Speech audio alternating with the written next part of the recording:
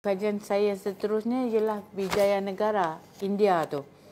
Sebab apa, Prof, kalau kau pandai bahasa Jepun, kau mesti boleh adapt dengan bahasa India. Kat sana bahasa Urdu. Masa arwah Prof Kuke Kim datang jumpa saya, Rohaidah dia kata, kalau you nak cari evidence tentang sejarah Tanah Melayu, dah tak ada kat Tanah Melayu ni sebab kita dijajah. Sama ada buku kita dibakar, sejarah kita ditimbuskan. Jadi kita kena pergi luar negara, cari di muzium-muzium Portugal mana, baru kau dapat sejarah kau macam mana. Kalau kita baca dalam hikayat Hang Tuah ni, dalam hikayat Hang Tuah tu, Hang Tuah ditugaskan pergi ke India untuk berjumpa dengan Sultan India tu. Kemudian di Hang Tuah di sana, Hang Tuah dalam buku hikayat Hang Tuah tu, dia menjinakkan kuda Tezi, kuda Sultan, sebab kuda itu kuda liar. Sultan sayang kuda itu. Lepas tu, selepas viral video yang KL Express buat, adalah satu hamba Allah India ni kata pada saya, doktor pergi ke India ni ada filem Bharat Ekush. Bharat Ekush. Filem tu episod ke-28 ke macam tu. Ada keluar gambar Hang Tuah bersilat. Lepas tu dia budak tu kata itu, dia siap cakap itu Laksman Hang Tuah from Melaka.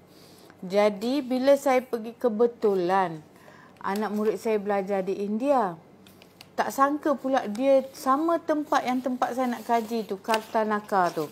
Dia belajar kedoktoran, Dr. Fazrul namanya, Fazrul Halim. Jadi Fazrul lah bawa kami ke Kartanaka ni, di runtuhan Hampi. Ni satu runtuhan tau. Jadi di situlah kita nampak ada lelaki menjinakkan kuda Tezi dekat dinding batu tu kan. Kalau kita tengok kuil India kan berketuk kan. Lelaki tu bertanjak.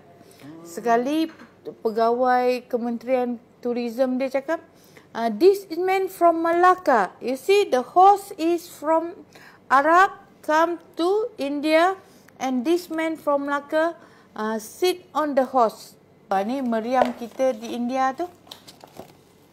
Di situ ada istana Sultan yang dah muram tau. Istana Sultan tu, Sultan India ni, dia dulu Muslim. Portugis dah nak takluk Goa ni untuk mengkristiankan orang Islam.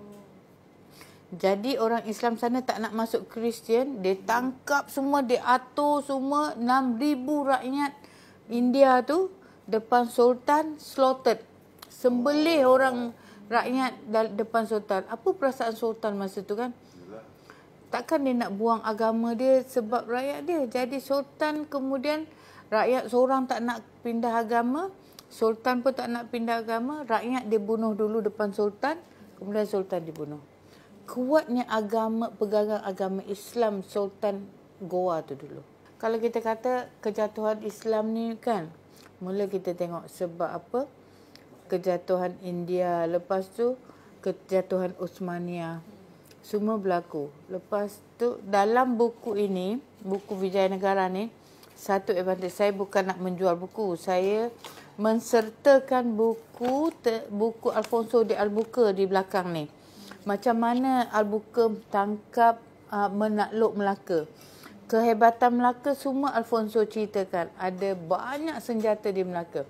Dia dia menahan kota Melaka ini subuh. Kenapa subuh? Sebab di subuh hari Sultan menjadi imam bagi solat subuh pada tenteranya. Yang jaga tempat simpan senjata semua orang Islam. The mosque dia kata. Orang Islam jaga tempat simpan senjata.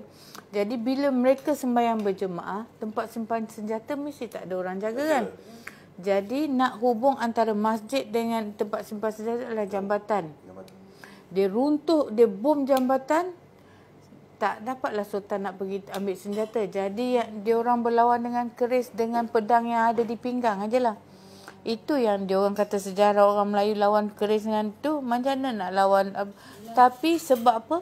Sebenarnya Yang dia takluk ketika itu adalah kali kedua. Yang pertama berlawan orang Al-Buqa dah surrender. Kenapa surrender? Sebab meriam kita canggih. Pemegang dia kiri dan kanan.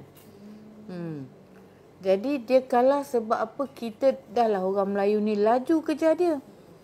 Sultan sendiri turun dari istana membantu dengan tentera bergajah. Jadi kita ada gajah lah untuk berlawan masa itu. Jadi bukan calang-calang. Dalam buku Alfonso ni, sepatutnya Alfonso tu tawan Mekah pada tahun tapi sebab pada 1509 Lopez de Esquerra masa dia nak serang Melaka kali pertama itu, dia tewas. Jadi dia ditahan, 19 orang dia ditawan. Lepas tu berutus surat dengan dia, Alfonso de Albuquerque lah, dengan dia punya sultan, armada tentera dia nak sebarkan agama Kristian. Jadi bila Sultan Mansur Shah tahan dia, Sultan kata sebelum Sultan Mahmud Shah tahan dia kata, kau nak sebarkan agama Kristian, kau masuk Islam dulu. Jadi cerita itu sampai ke telinga Albuquerque. Albuquerque dah sampai sea tu, Laut Merah. Dalam ni ada, boleh baca. Dia dah sampai Red Sea dah, nak tawan kota Mekah, nak tembak kota Mekah. Jadi Albuquerque geram lah, dah dia punya tentera 19 orang kena tahan, suruh masuk Islam lagi. Jadi he make a U-turn at Red Sea. Dah sampai dah kat Laut Merah tu, tinggal nak bom kota Mekah je. Jadi sama ada Allah dah takdirkan Melaka jatuh sebab nak selamatkan kota suci orang Islam. Jadi buku ni saya dah siap, ada buku, catatan Albuquerque tu, boleh baca dan ambil iktibar.